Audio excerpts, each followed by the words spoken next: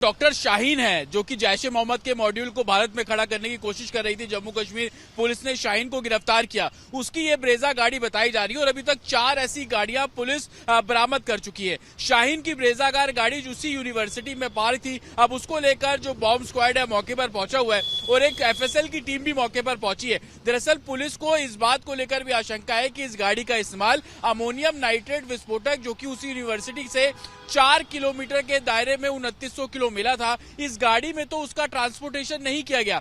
यही कारण है कि बॉम्ब स्क्वाड प्रिकॉशन के तौर पर तो पहुंचा ही है, गाड़ी की तलाशी लेने के लिए कोई विस्फोटक तो नहीं है। दूसरा, एफएसएल की टीम वहां से सैंपल इकट्ठा करने गई है और यही कारण है कि इसमें थोड़ा सा समय लग सकता है। दूसरी सबसे बड़ी बात कि अभी तक जिन 4 गाड़ियों को पुलिस ने रिकवर किया, जिसमें एक ये ब्रेजा कार कल शाम को जो रिकवर की गई थी इको स्पोर्ट कार, इससे पहले लाल किले के बाहर जिससे ब्लास्ट हुआ i20 कार जिसको डॉक्टर उमर चला रहा था, और डॉक्टर शाहिदा की जिनकी ब्रेजा कार है उनकी सबसे पहले गाड़ी रिकवर की गई थी, वो थी स्विफ्ट, जिसके अंदर से असॉल्ट राइफल और लाइव कार्टेजेस बरामद किए गए थे। तो इस मॉड्यूल से जुड़े अभी तक 4 गाड़ियों को पुलिस बरामद कर चुकी है। लेकिन सबसे बड़ी बात कि कैसे ये 2900 किलो विस्फोटक फरीदाबाद तक पहुंचा। i20 कार में जो अमोनियम नाइट्रेट का इस्तेमाल किया गया था, क्या वो भी इन्हीं लोगों से लिया गया था? इसकी संभावना है क्योंकि अमोनियम नाइट्रेट उनके पास था। उमर भी क्या इस गाड़ी में बैठा था, उसके ट्रेसेस भी इकट्ठे किए जाएंगे। मुजम्मिल के ट्रेसेस इस कार के आसपास से लिए जाएंगे। तो यही कारण है कि forensic team, bomb squad team मौके पर पहुंची हुई है, इस गाड़ी को खंगालने का काम कर रही है।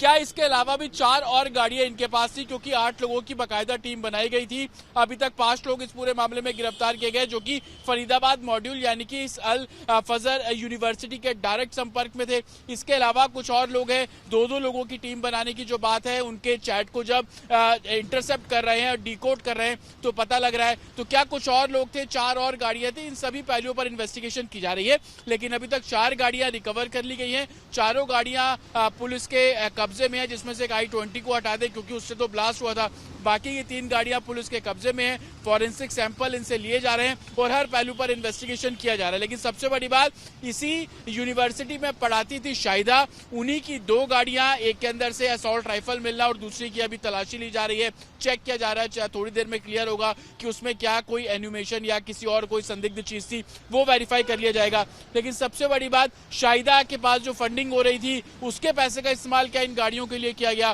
क्योंकि ज्यादातर गाड़ियां जो अभी तक बरामद हुई, चाहे वो स्विफ्ट ले लीजिए, i20 ले लीजिए, इको स्पोर्ट ले लीजिए, तीनों सेकेंड हैंड कारें थी जिसको लिया गया। इस ब्रीजा को लेकर भी जो डिटेल है वो थोड़ी देर में क्लियर हो जाएंगी। लेकिन कैसे ये मॉड्यूल फरीदाबाद की उस यूनिवर्सिटी का सहारा लेकर या उसको एपिक सेंटर बनाकर ऑपरेट कर रहा था, ये ऐसी चीजें हैं जो कि इन्वेस्टिगेशन है और फोर्सेस इन्हीं तथ्यों को खंगालने का जो काम है बहुत तेजी से कर रही हैं।